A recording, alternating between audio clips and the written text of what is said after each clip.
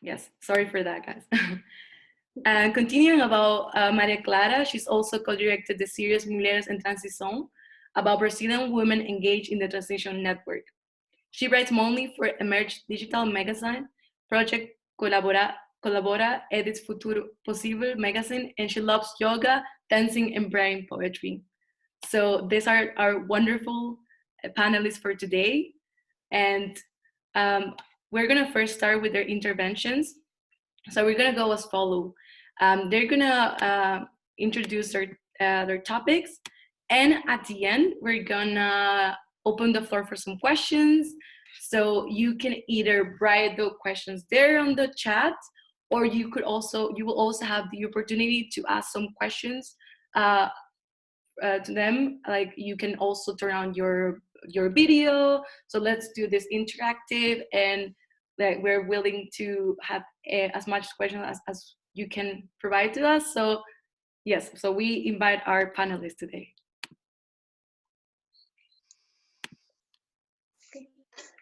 Thank you so much, Karen, for this invited us to be part of this amazing and great meeting. So, or conference. So firstly, I would like to start with one of our traditional song here in Mixteca. And Mixteca, we used to sing one song. And this song is, the name is O Tierra del Sol, O's Land of Earth. So the song, and we are very excited to share with you this firstly, our song. And if maybe so many of you, so much people right now are far from your country, maybe for the coronavirus situation, but I would like to sing this song.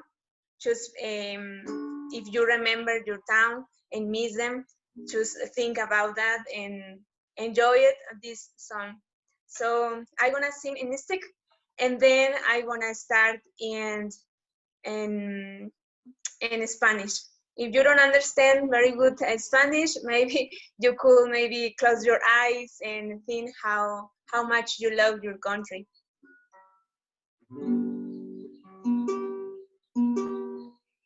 Da shika na kairo nyu no ni kakwi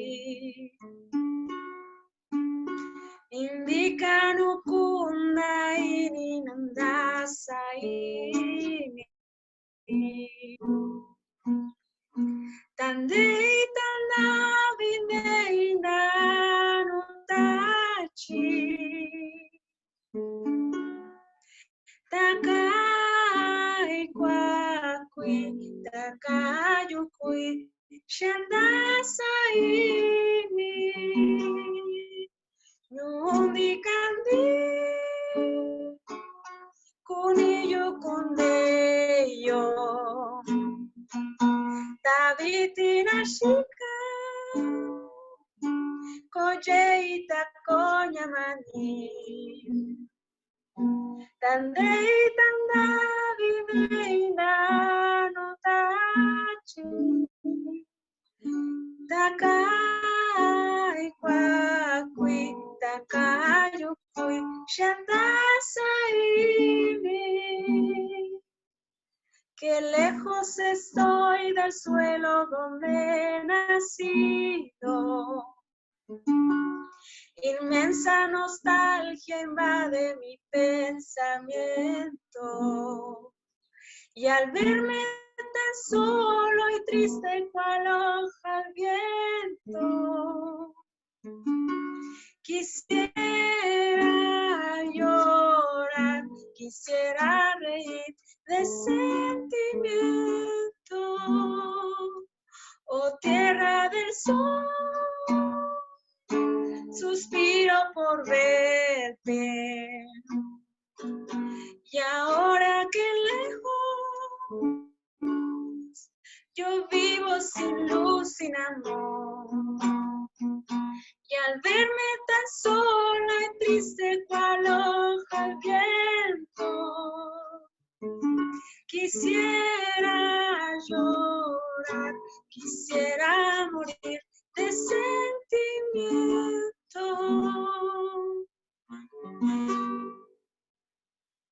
Amazing, thank you. This is so nice. Thank you for sharing those goodbyes with us. Really, we appreciate it a lot.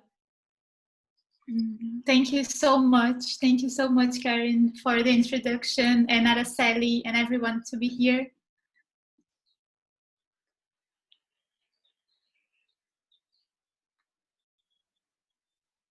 So I will tell a little bit, not as amazingly as this song, but I will share a little bit about my work. But you already shared so much beautifully, Karen. Thank you so much.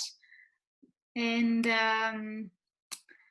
what I really wanted to share about this work in the environmental journalism and the activism and filmmaking is that we used to say that environment is a part of, like in the newspaper, is one editorial. But if you perceive the systemic problems as systemic issues, environment is part of politics, of economy, or of culture. So in this gathering, me and Aracely, we would like to invite you to think about the environmental issues in this perspective, and songs speak to us in a way that is multidimensional, and that's why we thought about starting with a song, because when we sing, we are connected to much more than our information way of dealing with the world. So thank you, Aracely, again, if you want to start talking about you. Okay. But you already, it was amazing. Thank you.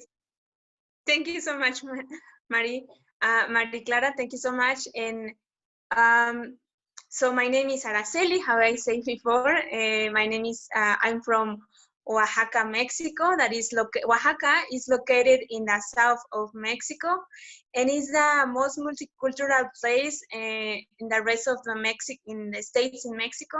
So Mixteco people are living here, and in Oaxaca are spoken more than 16 kind of different kind of languages, and one of them is Mixteco.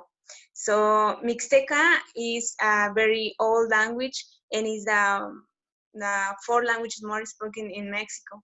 So I speak the language, and I have 5 brothers and 3 sisters. I am the youngest. So I born in the north of Mexico because the immigration of my parents, and really the first years of my life begin to work in the harvest tomato, and it was my life. My parents didn't want to that I study, but after few 2 years more, they put me in the school, and I start to study. And it was very hard for the communities, for indigenous communities are very complicated to study. And so my life started like this. And I am really very excited to share with you how youngs like me are very commitment with the community, and how they are very commitment with the future. And we are gonna talk about that in the next points. So firstly, and it is very important the participation of the young people in this kind of topics. For example, I am working on the climate change, and focus on the from the language, and I am linguistic, so I have wrote so many articles with this focus, how much is important to rescue our language, because they are we can find so many good practices for the language, right? So yes, so maybe Maria Clara, you could explain where are you from and say us how did you what is your perception about the place or context that you live in now? Yeah, I was born in Rio de Janeiro in Brazil, and I live here. I am only child, and Rio is a city that is full of nature still, like and I grow up going to the countryside of also with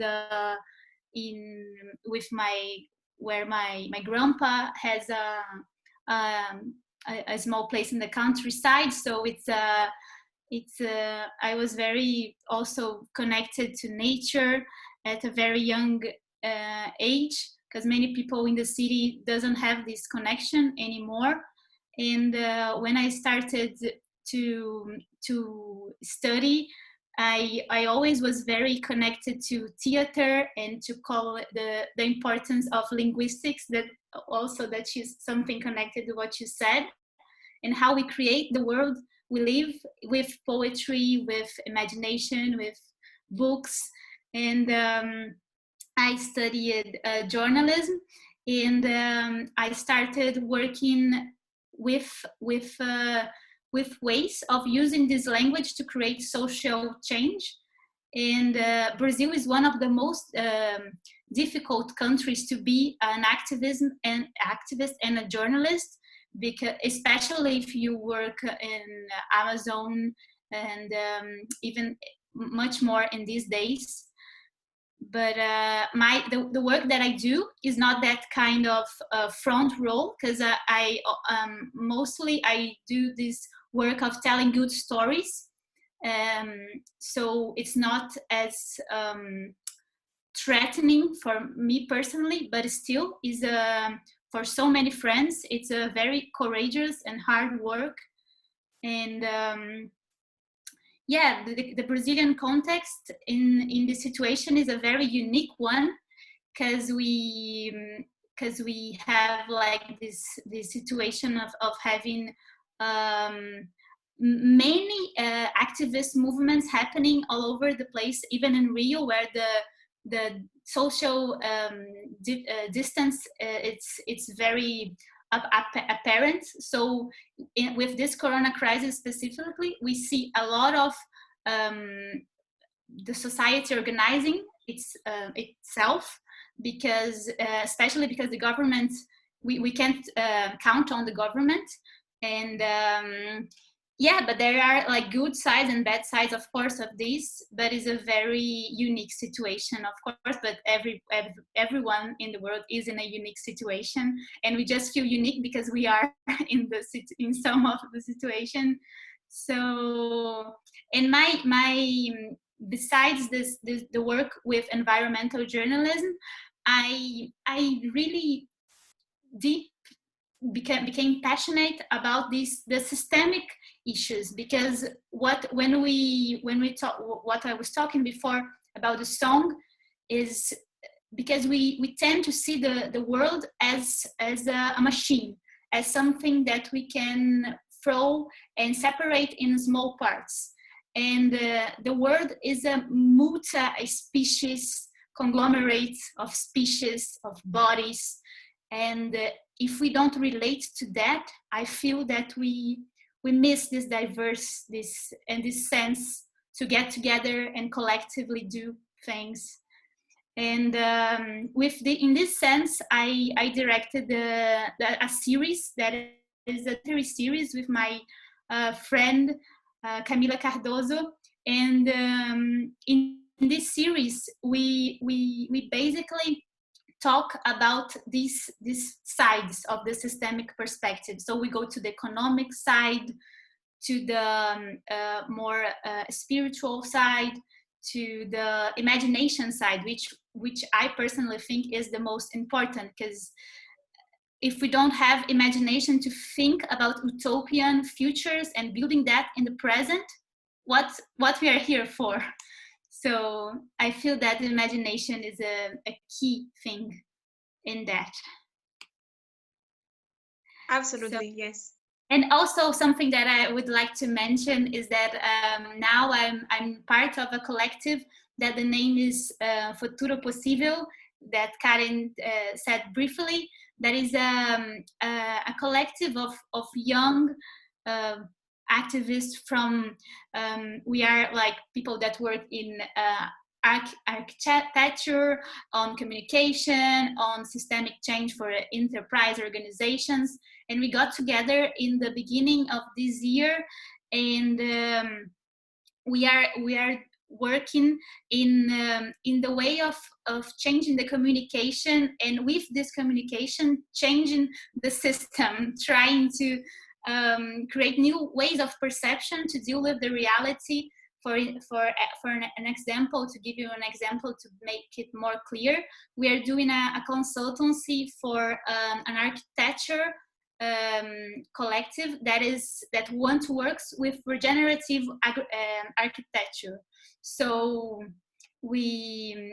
our idea is to give other perspectives, to think in different ways, because we have this modern view of what is development, what is architecture, that kind of sinks in everything that almost everything. So yeah, and we also edit a monthly magazine with regenerative cultures, perspectives, sites, and if anyone wants to send an essay, an article, you can send me after, and it will be lovely to get to know you better. For sure. So that you mentioned is very important to rescue how much the words of one language give us information, right? So in my case, like I wrote an article in Paris when I was working there, just to say how I arrived in Paris. It was because I have, like you, Maria Clara, we are doing like activism things in our communities. So one of this scholarship I want because I was doing some things in my community, like creating basurero trans cans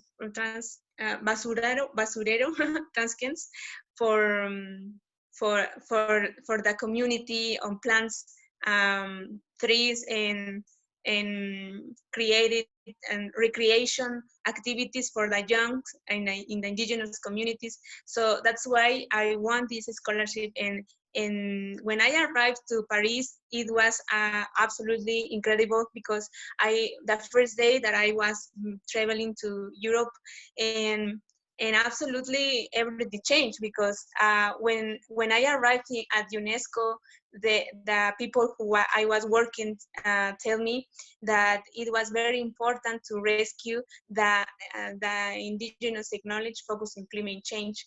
And I really in that moment I didn't understand how important is or acknowledge or wisdoms. And then I begin to write everything that I consider that we can predict the climate, when the climate is changing.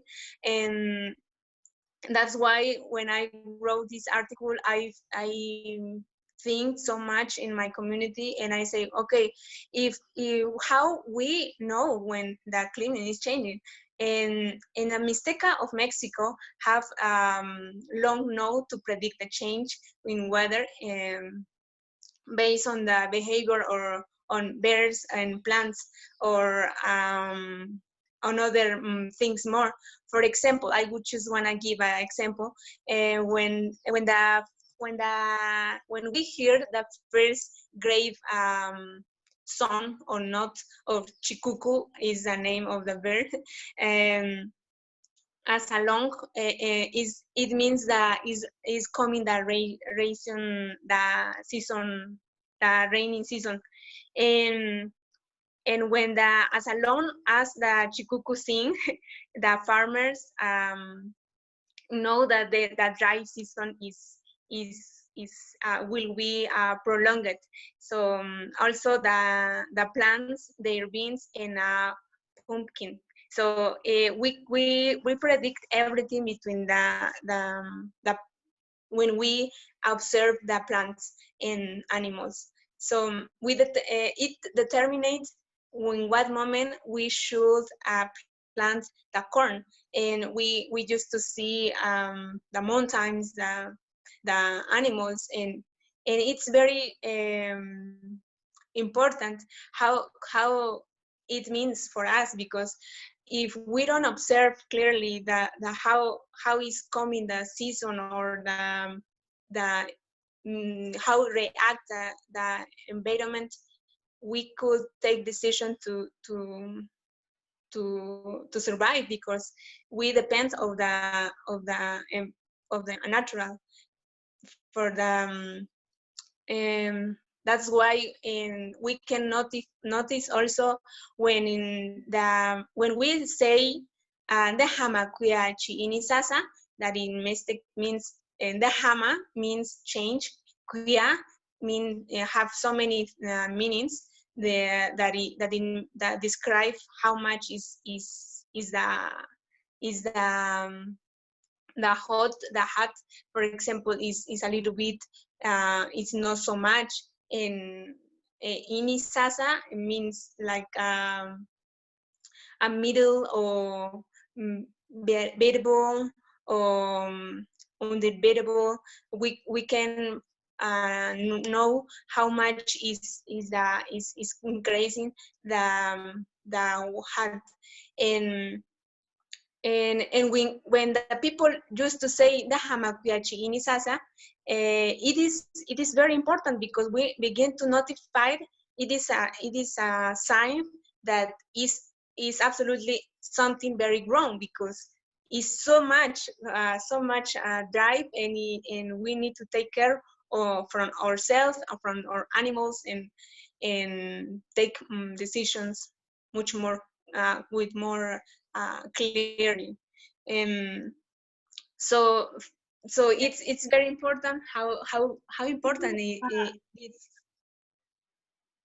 Aracely, Veronica is asking, where can we read your article? Maybe we could send via chat after, right?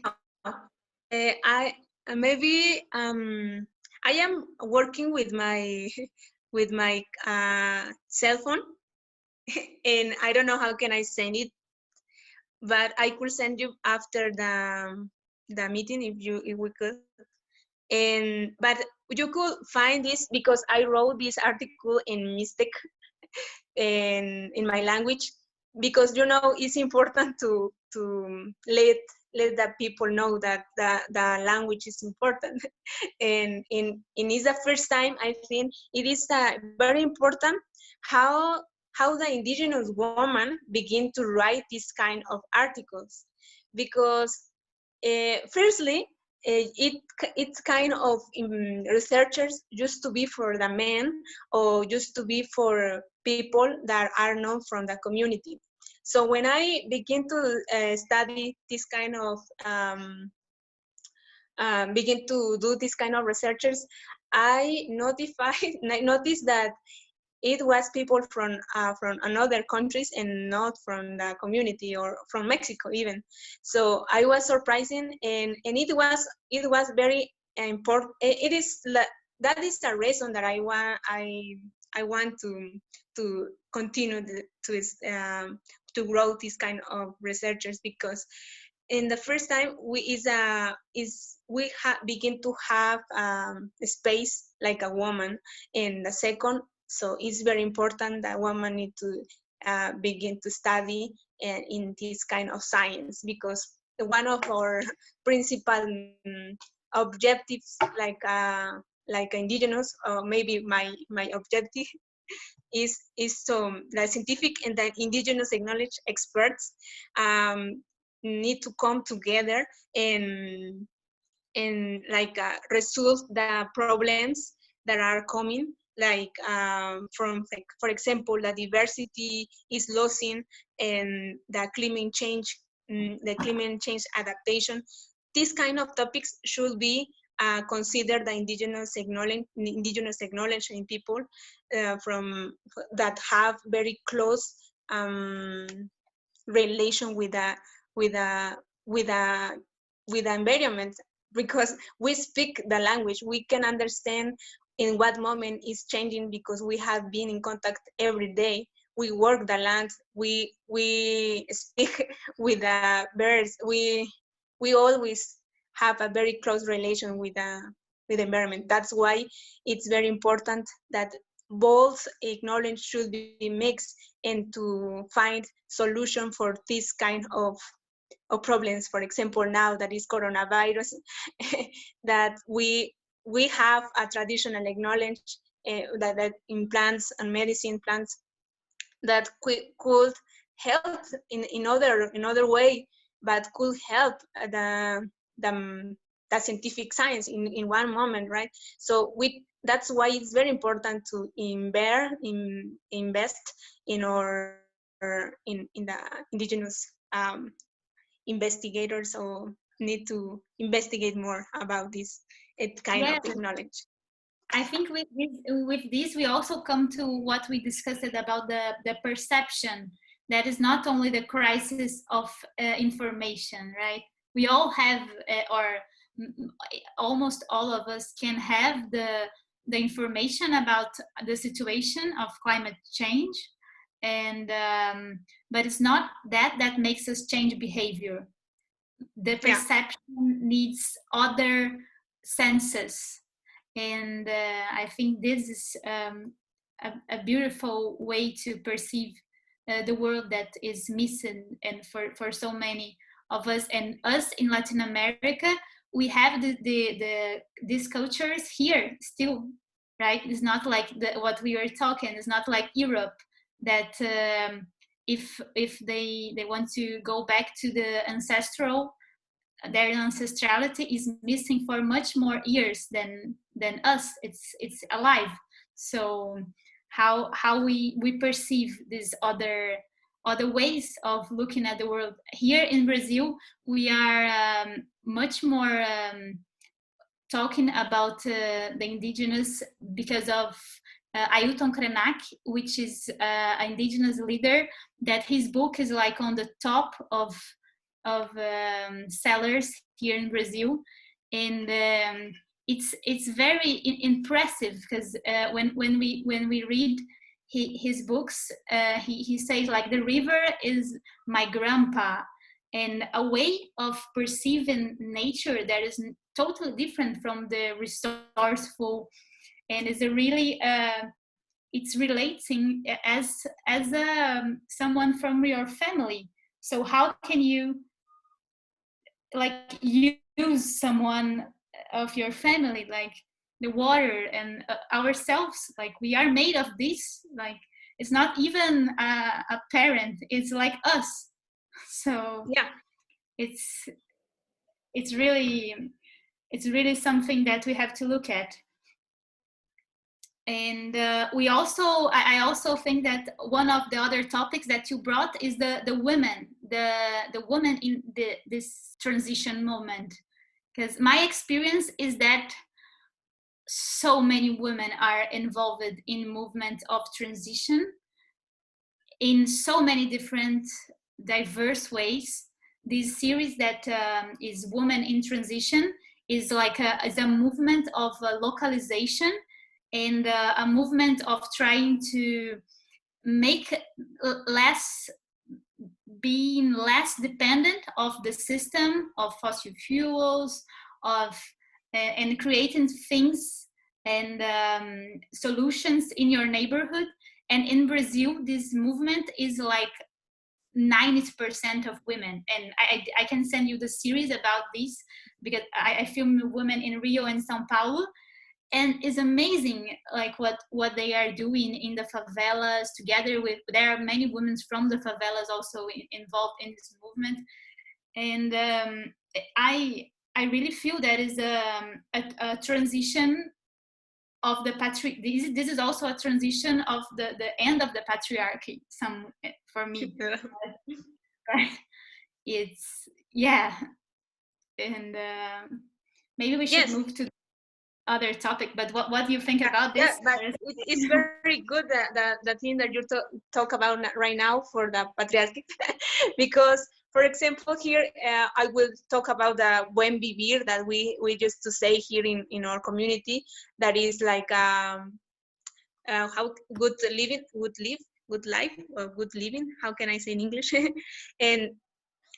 And buen vivir in Mexico, in the communities here in Oaxaca, it used to be the participation of all the people, but in our community used to work on, for example, we planning to clean all the community. We used to do this kind of activity one day per year. And we used to clean everything and everybody. If we talk about the take care of our community, it's very good. But for example, if we speak about the participation of women in a community, and focus on the take decisions, a big decision in a community, used to be hard, because some of my communities still have this like conflicts that the woman can take decisions. For example, if she wants to be a president of the community, she maybe cannot speak, and she should.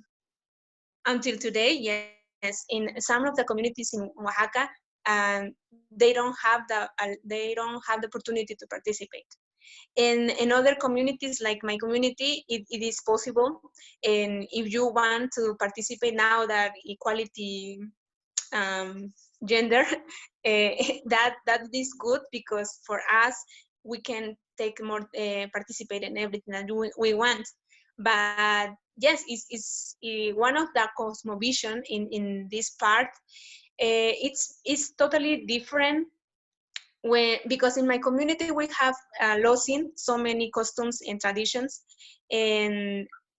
but here in my community used to be like, if you want to participate like a woman and to cook for the one biggest fest, you should organize all the women and speak about that, and the men just to prepare to bring the music, or to bring the other things.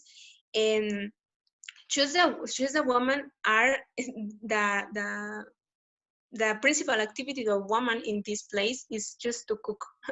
and sometimes when we try to have a good time together with the men, it's very beautiful, because the woman used to play with a woman, just to dance with a woman, and the men just to dance with the men. and and we don't have like together, we don't mix in the party. For example, when we dance, we don't mix, because sometimes actually in the youngs here, yes, but in our traditional practices, it was like this.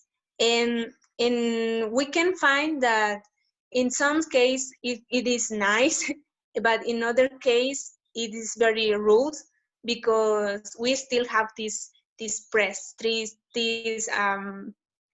very hard moments that if we want to participate, it can be possible. Yeah, but the cosmovision, Aracely. What? This tradition has to do with the cosmovision. Yeah. In some cases, until now, it is it have a little bit practices, but it is, for example, for the kitchen, for to work in kitchen, or in the kitchen, it's complicated if one man begin to cook there, because it's impossible. They don't know they don't know how can they cook. Absolutely, it's just for the woman, indigenous woman, and the men just to do the thing, the hard things that maybe and go there to. is this is, how is this changing, or is it still the same, and how do you feel about this? I think that it's normal. It's normal to do that. It's very normal to practice this, because it is the good practices for the community. Uh, and the woman I don't know, maybe for outside is another perceptions, but in the community it is good. It is good because everybody are working together. Maybe the men are doing something different, but the women also, and together are working, and that is good, because nothing is bad. Nothing, nobody are feeding or something, and they Everybody are. has your, like, your place to do, you know, everybody knows something that needs to be Yeah, done. Everybody has your place. yeah. Eric is asking, how is the administration of food, customs and magic in the Mixtec community? For the food, we used to some years ago, we used to change our food. Sometimes, if you plant beans and I plant corn, and you have more beans than me, we could change for them for corn, and you can give me the beans if you want, or something like that. We used to change or share or that thing that we plant, and until now we have a very critical. Sometimes this year looks like good, according with the science, with the prediction of the indigenous people here in my community. It looks good because the climate change is not super really bad. Now we is begin to rain, and that is good. But sometimes some years it's not don't rain, and we need to to to um, to to to think in other possibilities. That's why we buy the food from another cities that are around to 1 hour and a half, depends, and buy the food. But that's why it's very important to begin to um, to know To be so how the. efficient, right? Yeah, because for indigenous community, maybe not in my community because it's losing so much knowledge, but in other communities, they know perfectly in what moment they should plant a corn, because they have very good relation with the environment. They know perfectly how it's reacted. But in my community, I still research and know how can we adapt to this climate change. That's why it's very important to create a calendar that we could see in what moment could be, and if we see this and the clubs or the animals, the plants, it's gonna be happen this and another. So Yes. we just This also has to do with the other topic that we were planning on talking. This what is the future of food, right? That is, I see that now all of these communities that were already producing food, they are much more resilient to this crisis, than the others. So what do you think, Aracely, of the cities? Do you think that cities will like begin to have like local neighborhoods creating foods in the buildings? What do you feel about this? I have, now that I work at UNESCO in the office peace in the capital of Mexico. I was there like 2 weeks alone in the apartment, and I was feel alone because okay, if the market are closed and everything is closed, and then where I could take the food, really I was very surprised in the first time that I said I need to come back to my town because there even the market are closed, I could find something in the mountain and eat something, right? So I surprising, and then I wanna tell you, when I come back, I begin to do with UNESCO one short videos about what are thinking the indigenous woman about the coronavirus, no? And the people and the woman said me, the first woman that I interview with said me, I really don't care about this kind of disease or sickness because we eat good. We are eat good, and we could eat. Maybe I have don't eat hamburgers or pizza, but I am eating beans and plants in the mountain, and I think that could help me for my body to keep me health, or to keep Like good. the immune system, right? Yes, it's gonna resist, and absolutely, I was surprising because that is a good reason. That is a good reason that maybe that's why it's very important. One I learned from this woman that she suggests us to have a good diet. I don't know if it's diet or to eat vegetables.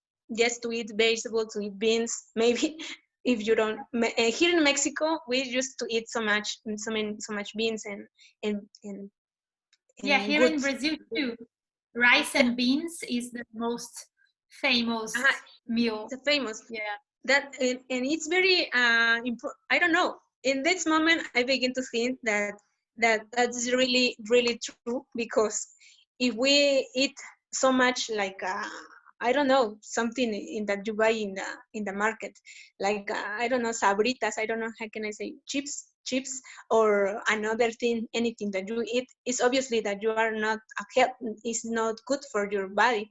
But if you eat really good food, maybe like beans and tortillas or something like that, that is taken from the air, from the mother earth. So that is gonna help. That's why I think that in your case, in case that connected to the circles of the winter, and the food, the land provides us the food that we need in extra time. So but we became so stupid and dumb, like we have an education system that teaches things that sometimes we will never use, that and doesn't teach us to know which food is from each time, like. And so I feel that also the changing in education would be part of this in this future, because we are now locked in our houses, and we know that we need to cook, and we need to sew our clothes, and we need to do things that we forgot sometimes, and the education systems doesn't help in any sense. So there's a lot of alternative schools and alternative universities, like ecoversities in India, like even Schumacher College, where I've been, that are already a community in itself. So the way of studying is being part of a community, because I feel that we that are not part of a community like you, we need to go to these places, like and create these spaces even in the city, because it's everything is community, right? But we think that it's not. We think that it's a separate universe. But if we relate to that, we can have resilience to the crises that are coming. And I feel that this crisis made us really feel like a community, because it's about caring and about co-responsibility, things that we sometimes had forgot. Because taking care of our health is taking care of the health of everybody that is surrounded us, right? Yeah. So yeah. That's super really good, because for example, from the cosmovision, in Mixteca cosmovision, we have if the tree have hands, we have hands. If the dog have hands, also we have hands, because everything is horizontal, or I don't know how can I say horizontal, but it's in one thing. Is nothing is more. Yeah. Nothing is more and nothing is less. So everything is in the same equality. So and this kind of philosophy, for me, it's like philosophy, like is one of the challenge of the education system in all around the world, I think, because if we planned to teach, like how can we have a good how can we teach our child to take care of the animals, to take care of our environment, to take care of each other? We should come back to our cosmovision, because for example, that I say, in between the language you can know how everything is equality, and nothing is more and nothing is less. Everything is equality. So this is one of the philosophy that could share with our students, that they should take care for everything. That, and because it's part of us, because this is the tradition, acknowledge that our grandpas have teach us from many years ago. Because if they teach us, if we take care that, if I wanna give you an example. When we want to the plant the corn, my grandpa always used to drink, before to drink water, because it's so hard, it's so warm. My father used my grandfather used to put water in the land or the air before to drink. And then and he said, uh, the motherland should drink before me, because she give me the eat every year. That's why it's important. So in this little example, you can see how much is the relation with the indigenous, with the air. And if you teach this kind of philosophy, how we could love the environment from this cosmovision, or from this philosophy, that could be very interesting. I think could be have a much more impact in education, and we could not have this kind of problems right now, for example, in the contamination, the pollution, and everything, because we have good relation with the environment.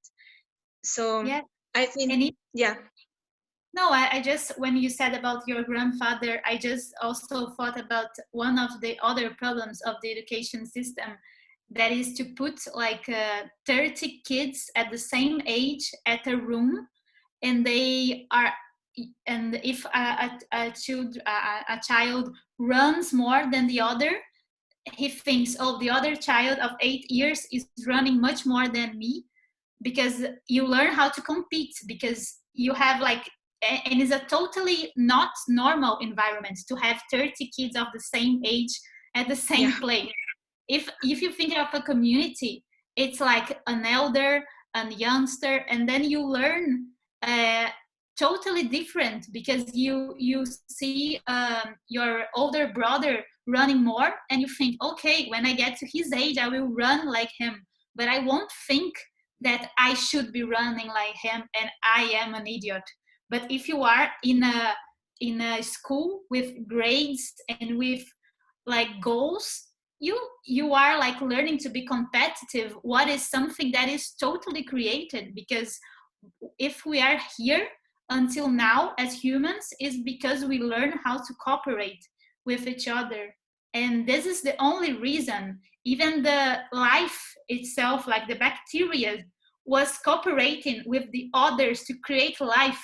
So there's no, the individualistic may lead us to suicide, collective suicide. So this is it's urgent to change the way we think about education, about the grades and all of this. For me, it's totally craziness. Like, I think the best thing that ever happened to me is to miss a year at school, like when you fail, you know, because I did fail, and like the world ended for me at that day, at that time. But then I learned that no, people are still having the word still coming. So it's not only myself. Like, I started to perceiving, because I had a feeling that everybody that failed a year are so dumb, they are so idiot. And then I failed, and I was like, oh my goodness, I'm the dumbest. Oh, maybe I'm not. So I really, I really feel that this is something that we need to work on, a more community side of the school, because it's crazily bad to that environment, right? Sorry. Yes, and I think that. Sorry, Aracely, I'm so sorry. We're just like gonna ask you to probably give us some last thoughts, so we can move to the questions. So I think there's some questions that people want to ask. So could you like do your last thoughts, and then we move to questions, please? Perfect. For me, it's okay to move to questions now. And you, Aracely? Is that okay, Aracely? I just want to mention 1 point also. So, here in Mexico, are the indigenous women have had participated so much, and I just want to let you know that we, like women, we need to take more take more space. And here in Mexico are the poetics woman and defensoras woman who have taken our human rights of the indigenous woman and people in general. And they are so many women that I still work and resist to this work. So I just want to let you know that we are women, and we can do anything that we want, and everywhere we are. Thank you so much, Aracely. Thank you so much, Clara, for this amazing panel, giving your ideas, interacting with each other. We also can see, like, I have a journalist asking questions here, and I think this was really interactive. We're gonna move now to questions, because I understand there's a lot of people who might have questions for you both. So I think we're gonna move to the first question from Manuel Leon. So he's asking if whether Mixtec or other indigenous communities have representation in the Mexican Parliament of Congress. And I think this is for Aracely. Yeah. Yeah. So in the Congress, I don't know exactly, because there are in Latin American are a woman who represents in all the Latin American indigenous people. So the name is Irma Pineda. She is take care of the human rights and in all the Latin American. So I think that we have representative, but between this woman, between Irma Pineda. Okay, thank you. Also, we would like to remind if you would like to intervene in a video, like say something, you could also raise your hand so we can let you speak. Yeah. So there's also another question from Eric. He's asking, well, okay. How's the devotion to syncretism in indigenous people from Mixtec for both young and old people? The synergy. Sincretismo. Está preguntando la devoción de secretismo en las personas indígenas, sí. But ¿cómo sería exactamente? Porque no... ¿Podrías explicar? ¿Puedes responderlo ahora o lo quieres dejar para el final? Sí, pues si quieres, lo explico ahora, pero necesito saber un poquito más de, no había sabido de ello. Oh, está bien, está bien. Okay, maybe does Eric wants to ask the question? Do you want to ask the question and explain it to her? What do you mean about this question? Eric?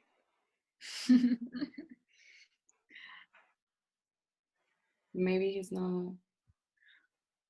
Now I unmuted Eric. Okay. Eric? Eric. Okay, maybe we can have this question later on then. Oh, he's saying that it's already explained. How is the devotion to syncretism in indigenous people from mistake for both young and old? Okay, no, he said he's already explained, so it's fine. We're gonna move to the next question then. Does the government in Mexico protect indigenous lands? If the government, Yes. oops, I don't know if I could say so much about that, but so many people who are really activism in these topics or in this ambit, yes, in these topics, is sometimes really so many defense activism are pass away for defend their lands because the business from outside, I don't know, como las empresas de afuera. Yeah, like international enterprises. International, yeah. Just to take advantage of the land, and nobody consult the indigenous people before to take that, and that's why the activism try to rescue the land, and they just to pass away, and nobody sometimes they pass away and we don't have results of that situations. Thank you, Aracely. Is there any other questions? Can I ask a question to Aracely again? Yeah, sure, go ahead. I was reading about the Ben Vivir, and I was reading about the part of that it is a diverse way of perceiving politics and perceiving spirituality that maybe has to do with a different way of this connection. The other the colonization is a very much oppressive, this when you mix another culture. But how is the situation of making this mixture of some cultures but not in an oppressive way? How, like, and more, I would like to know more also about the pluritocracy. Like in the book I was reading, they suggest a very diverse way of democracy, that is the Ben Vivir. And yes, just your what do you think about this way of Ben Vivir, especially in the politics and in this mixture of cultures that is different from the way we mixed our cultures in the past? That's really hard question. We, like Mystics, press another cultures also so many years ago, and so many cultures disappeared because us, because of Mystic, because we try to conquist, or I don't know, conquer some places, and we try to give or kind of system or government system, or how we live in that so many years ago. But until now, the first thing that every culture, the most important thing, I think, for all the indigenous groups in Mexico, I think in all the world, is to survive. And if we press some ethnic group more than another, or to be empowered more than another, so it is not essential, I think, the like a principal thing to to be powerful. For example, we just like try to survive like indigenous, and right now I begin to think that all the indigenous groups are one, and we try to survive and to defend our own cosmovision. Some of the cosmovision in our buen vivir of each community is similar, some of them not, but because, for example, the participation of the woman that I said before, we are not according, we are not, I don't know, some things are good and not, but we can implement something that we want for another community, because each community, each culture have their own ways to resolve their situations. Oh, okay. Thank you, Aracely. I actually have received another question, and this is for both of you, about, so in light of this COVID-19 crisis and all what's like happening in the world, like some young people might be losing some motivation because of like this confusion and what is going to happen tomorrow, what are the futures gonna be. They're wondering themselves, probably like even the future of their internships, their work, how their parents gonna still afford to pay, I don't know, like university, food, and all of that. And I think you both as young activists, what will be like the message that you could share with young people, in sense, because we all need this motivation, we all need these good vibes that you both have. So what would you say that as you are doing your activities, what would you tell us as young people that we can do, or how to motivate us in these difficult times?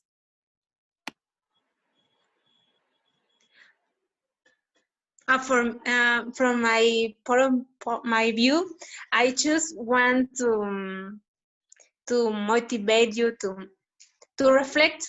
How can we, I don't know, from my case, like indigenous, the most vulnerable people I think in Mexico, like are the most vulnerable people, and I always try to think, how can I help, or how can I give the voice from the people from my town, for example. And I always try to take to research and to let know the rest of the people how important is these practices. And for my personal opinion, I would like to motivate you to prepare good, I don't know, how can you could help the people where you live. Maybe you want to like a personal, we have always our own vision, our own objectives, and we want to do something really great for personally. But I think from Karen also, because I know Karen, and sometimes she told me that she wanted to impact in other people, and she's impacting in other young in Ecuador, and Maria also. So I think from you also, Karen, I have learned from you also that we should have a one view to help. I know that it could be like a John, we can help the people like financial, economically, or something like that, because we are young and we try to survive in this world, complicated world. But like a young, we could learn from or acknowledge, and how can this acknowledge can help that people.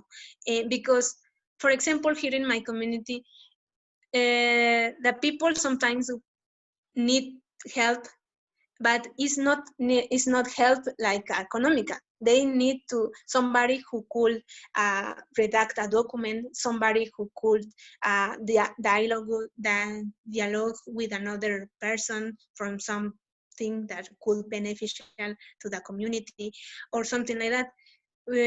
I think that little things in our community could help could help. And if you are studying, if you are doing something like that your community don't know, you can help them with your knowledge, and that could help super really much. For in my case, choose to write this article, really just to write this, have helped my community to reinforce that identity. And really, when I saw this article reading for the director of UNESCO, like a documental very important, I begin to think that it's important to write everything that we know. It's important to impact our community from the researchers, for example. So I think that we can help our community from the different things, because our reality today should be a call for every young to help our communities. And from my side, thank you, Aracely. It was lovely to hear. And I think the first thing is to acknowledge that this is not your crisis. This is a multi-species, multi-world, multi-perception crisis situation. And when we feel this collective sense of this, we can really address the problems that we are facing, because of course we have our individual heritage of the colonial historical separatedness, like you said. How will I deal with my rent? How will I deal with my school issue? How will I deal with that? My family. And this is from this perspective of that we don't live in a community, that we are small individuals. And I feel that if we turn our imagination to think like, how can I help me and my community to thrive in this? How can I help everybody that I know to, I don't know, build an app to help everybody to pay the rent, to create social social banks? There are already many local currencies. How can I make what we need to live, like really take this time, if we can, to reimagine what we need to live, like if we need food supply, what we are lacking, we are what is really that we are afraid of, what are the modern consumption ways that we are really afraid of. What can we lose? What should we lose? What should we say goodbye forever? And in this moment that we don't want this to come back, we maybe we don't need the internship we were trying. Maybe that wasn't the way we should be helping our community. This is not, we can maybe this could be the best thing, but I'm just saying that this is not the only option to have the academia paying. We have like a global internet. We can know almost everything. All the courses are open. All of the way of, like, I had some problems here with I don't know, cooking, and my boyfriend was like learning to fix the thing in the tutorial in internet. There are all kind of amazing people helping out in internet. We can also call the neighbors. We can say, hey, please help me. So I feel that we need to feel that we are a collective species, and if we feel that, we can address all the issues that we have as local communities in a global gather of humans, because we are a very different species, that we have like a global network of thought. We are now doing a multi-time conference, but we are all in our local space, and everybody can have a local like COVID-19. When the virus gets one person, it gets many others. This mind of sharing, it's also the same. It's also a virus that we should all be trying to embrace, because it's for me is this, and this makes us. And it's not a utopian fantasy that I'm talking about. I have a lot of examples of people that I know that are engaged in all sorts of movements of local food, of localization of economy, and girls can send in the Facebook some examples. And somebody asked about the point of education.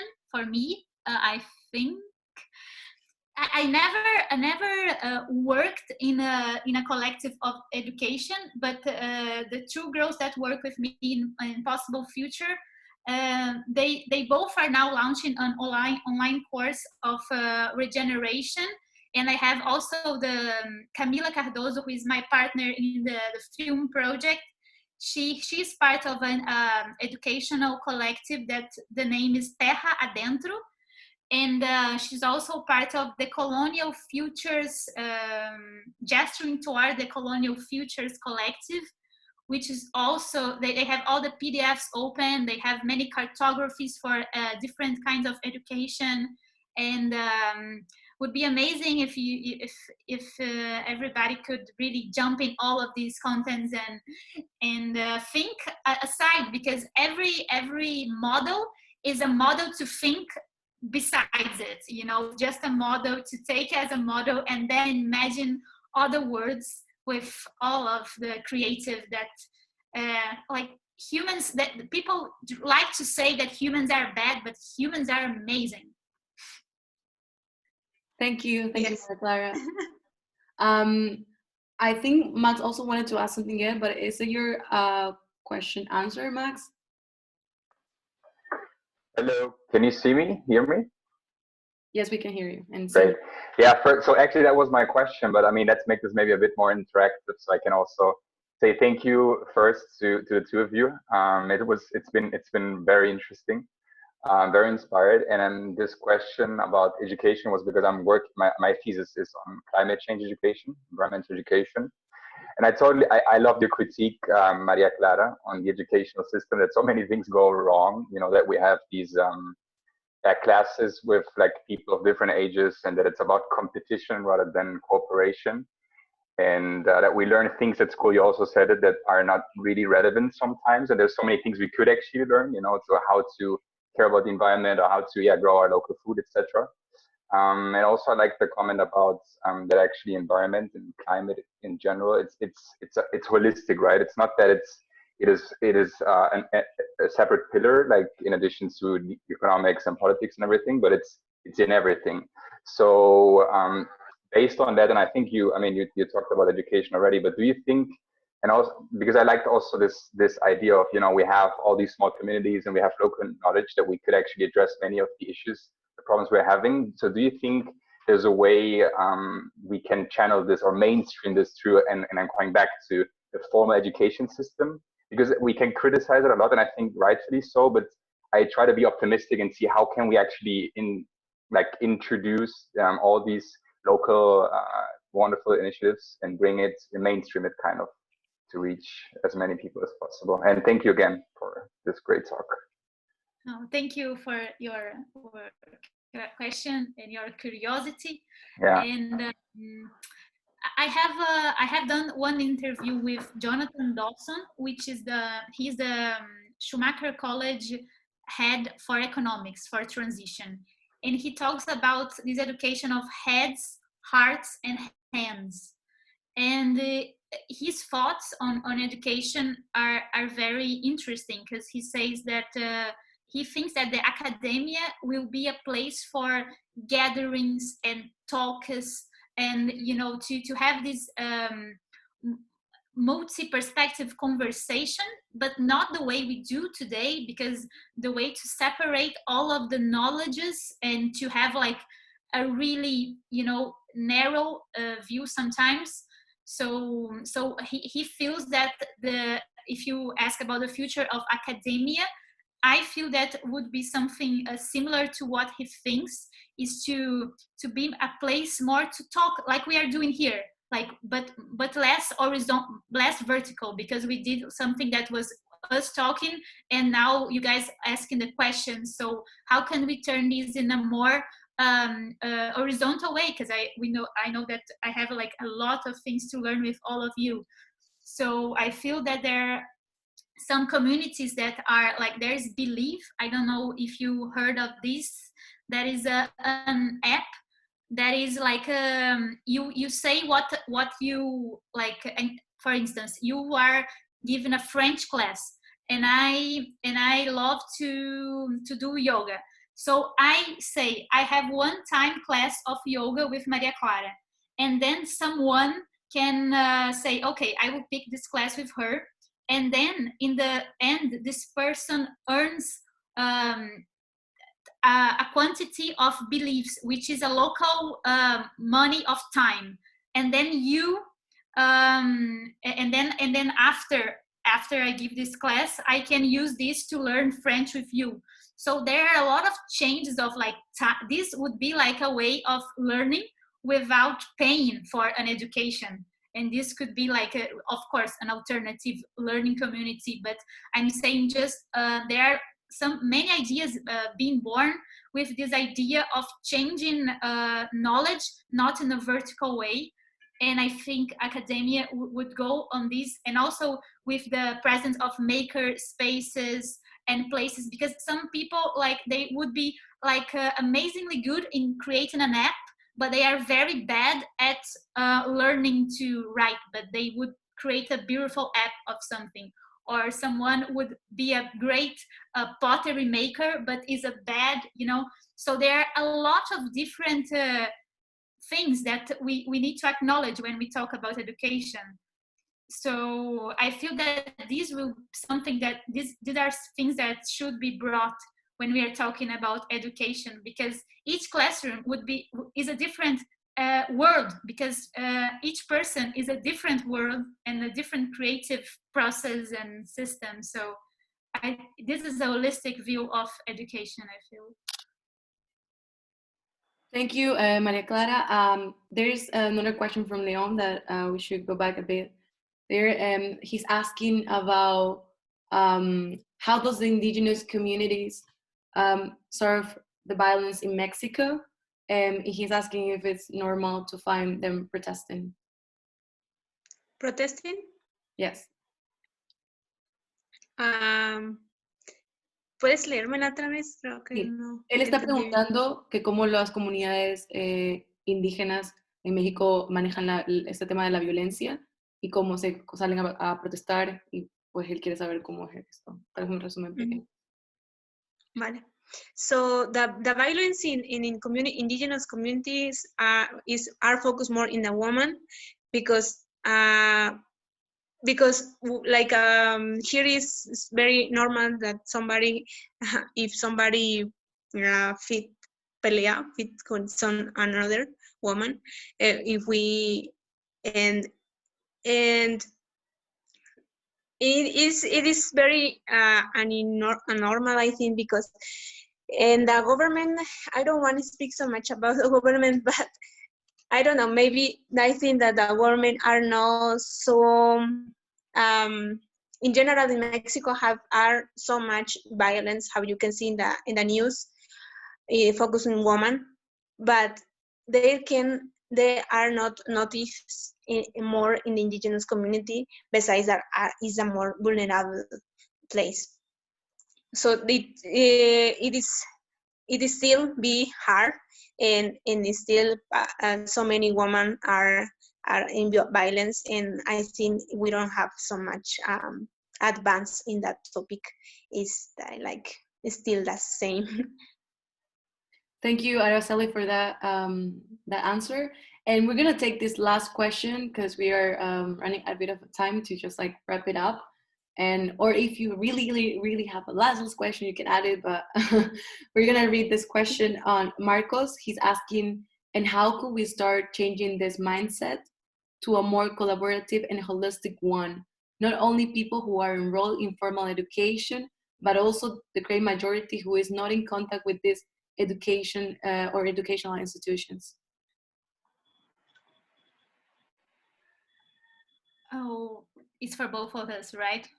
Yes, I think so. Yeah. For my perspective, I feel that the holistic view of life, it's in everything. Is in the food we eat, is in the economy, in this collaborative sense of the community. So we don't really need to be connected to an education formal system to think of it. It's actually it's out in our human ancestral blood to think in community. So I think that Aracely has more to say about this, but I feel that this is something that can be spreaded in all the fields that we are part of, all of the systems. Yeah.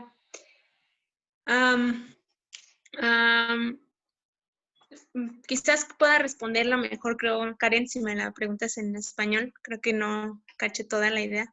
Sí, claro. Él pregunta que cómo se puede cambiar esta mentalidad para que la gente pueda trabajar de manera más colaborativa y de una manera más holística, y también que cómo sería en el caso de las personas que no tienen el acceso a la educación como otros, porque obviamente no hay gente que no tiene esta dicha, ¿no? Sí, o sea, si puedo, Claro. es simplemente eso, o sea, Gracias. como, sí, no, de nada, de nada. Es que, claro, hay gente que como que tiene eso y está en nuestra naturaleza humana, pero por otro momento hay mucha gente que no tiene esta idiosincrasia, ¿no? Entonces, ¿cómo podemos cambiar la gente que no está vinculada a la educación, sea superior o sea elementaria? ¿Cómo se puede cambiar eso? Pues De manera holística, ¿no? Sí, pues, so that's a good question. So, for example, and the most critical thing that we are doing, that we have here, is the problematics are, for example, coronavirus and climate change are the two both more important topics. And I think all the people are interested to have a solution of this. So I think from these topics we could mix or acknowledge that indigenous people, like African people that are in Mexico also, can give us solutions, and the people, the scientific people that are in the system, education system, could give us information also, and I don't know, people who are working in other places, together we can mix this acknowledge and to work together. But I think in that way we could the system in the government, I think in the rest of our communities or countries, should be to focus or and know how are what these old problems have been from so many years ago, and until now we are in a critical situation, because not everybody have paid attention of these situations. That's why I think that everybody should hear each other and be more careful from what kind of knowledge have helped us to keep going and to have good connection with the environment in this case, right? So I don't know, maybe I think that the people or the rest of the biggest power in the world should hear us. But I don't know, maybe it's something that I could share with you, Marcos, Faber. Sorry. Thank you for this, Aracely. And I think, well, we're running a bit of time, but I think maybe we can, if you guys want, we can go to a last message that you want to give before we finish this talk. I don't know if you want to add something at the last message that you want to give everyone who is connected here. I just want to thank you so much for the invitation and thank everybody for this talk here. It was super amazing to be with you, and that I sent some information if anybody wants to connect and talk. I would love to share links, to share about some things that I talked here. Thank you. Thank you so much, guys, for this invitation, and I really appreciate all the questions. And I'm sorry if I couldn't ask how can respond to like my English help. I'm so sorry, but I really wanted to say thank you so much for everything. So thank you, Karen and Fernanda, Alien, and everybody. Thank you so much. Thank you, Aracely. And I will also, before we end this, thank you guys. You're amazing. Keep on doing the great work that you're doing. LANI would like to thank you all. This was a jointly work with the Latin American Network Initiative from the Graduate Institute. I'm really happy to see so many people, even like I see some other friends from my bachelor's in the Netherlands, and it's really great to see how this has moved a lot to other places, to other countries. We will definitely indeed do more of these events. We see that you will enjoy it a lot. We will also like to share the links with you, so that some initiatives that they're doing in the Facebook group, so you can see, share, comments, or if you want to follow up conversation with them, they're open. Thank you for everyone who attended, took the time to a Sunday to listen to this. This shows that there are a lot of motivated people out there that want to do a positive change, and this is really good. Thank you guys again, and don't apologize for your English, Aracely. It's really good. Don't worry. We really appreciate all the efforts that you guys been doing to prepare these and to share this platform with everyone. Thank you so much for that. So thank you, everyone, and well, we will try to see if we can share this video because we have some people asking for it. So we're really happy to see how like a lot of people are interested still on listening to you guys, sharing your positive thoughts with us. Thank you, Karen. Thank you. Thank you. Does anyone from LANI board wants to add something else? I just want to thank Maria and Aracely for this amazing panel, and all of you for joining us, for virtually coming to this event, and stay tuned for more. Maybe everyone should unmute and say goodbye. Yes. No, I propose we should idea. all clap for you. It was Yes, great, clap. amazing. Oh, Yay! So much. This was great. thank you. Thank you, you all. Muchas gracias. Gracias. Obrigado. Tchau. Thank you. Muchas gracias. Obrigada, gente. Tchau, tchau.